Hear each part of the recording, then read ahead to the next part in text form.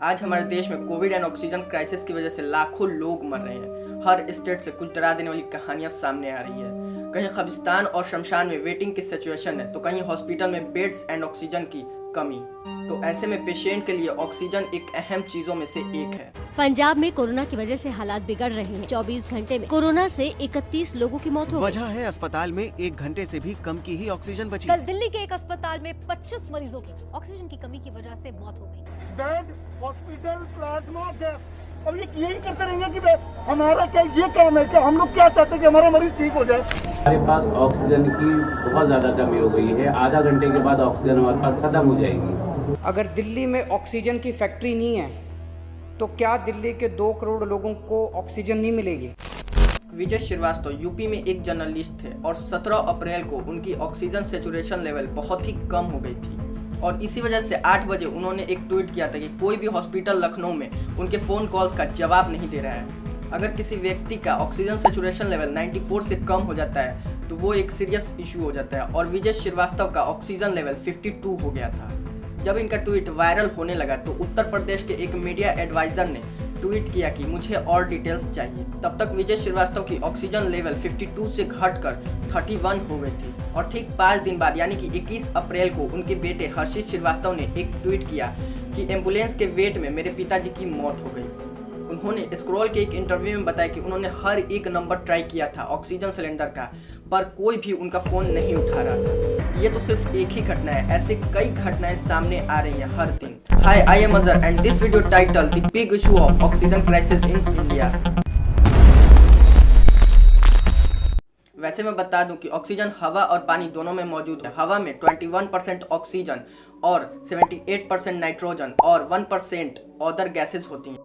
Oxygen plant में हवा में से ऑक्सीजन अलग कर लिया जाता है। इस हवा में से ऑक्सीजन को अलग करने के लिए एयर सेपरेशन की टेक्निक यूज़ की जाती है, यानी हवा को कंप्रेस किया जाता है और फिर फिल्टर किया जाता है और कुछ देर ठंडा किया जाता है। इसके बाद ऑक्सीजन को डिस्टिल किया जाता है ताकि ऑक्सीजन को बाकी गैसों से अलग किया जा सके और फिर ऑक्सीजन बन जाता है।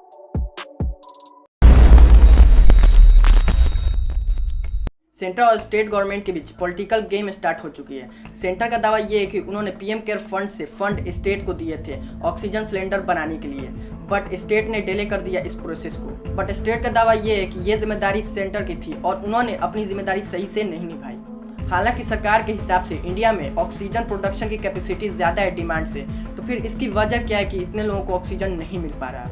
कोविड से पहले इंडिया में मेडिकल ऑक्सीजन की डिमांड थी 750 मीट्रिक टन, जो कि फर्स्ट वेव में 2800 हो गई थी और सेकेंड वेव में 6600 मीट्रिक टन हो गई है। इंडिया में मेडिकल ऑक्सीजन की डिमांड 6600 मीट्रिक टन है, जबकि प्रोडक्शन कैपेसिटी 7287 मीट्रिक टन है। इसका मतलब डिमांड से ज़्यादा प्रोडक्शन कैपेसिटी है, तो फिर प्रॉब्लम क्या हो रही है? एक्चुअली इंडिया में ऑक्सीजन प्रोडक्शन एक प्रॉब्लम नहीं है, बल्कि प्रॉब्लम आ रही है ट्रांसपोर्ट करने में।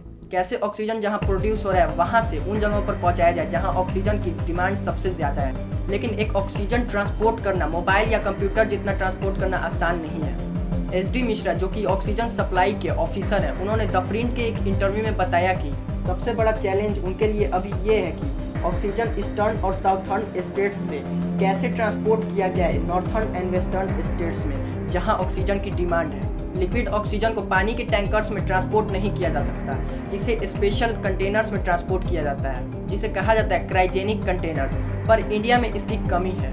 सो मेडिकल ऑक्सीजन तो है, बट इसे कैसे ट्रांसपोर्ट किया जाए ये प्रॉब्लम है। अब कोरोना के मामले बढ़ने से ऑक्सीजन की मांग तेज़ी से बढ़ रही है। कई स्टेट्स में ऑक्सीजन की कमी को लेके सेंट्रल गवर्नमेंट ने इसकी सप्लाई के लिए कई इंडस्ट्रीज से बात कर रही है। आई होप इस साल हम सभी कोरोना को हरा सकें। सो आज की इस वीडियो को बनाने में बहुत ज़्यादा एफर्ट लगा है। सो आप सभी से एक रिक्वेस्ट है कि इस वीडियो को शेयर करें। वीडियो अच्छी लगी तो लाइक करें, नहीं लगी तो डिसलाइक करें। अगर आपको ऐसे ही इंटरेस्टिंग एंड नॉलेजेबल वीडियोस देखना पसंद है तो यहाँ पर दिए गए सब्सक्राइब बटन पर क्लिक करके सब्सक्राइब करें, क्योंकि आपकी एक सब्सक्राइब से हमें मोटिवेशन मिलता है।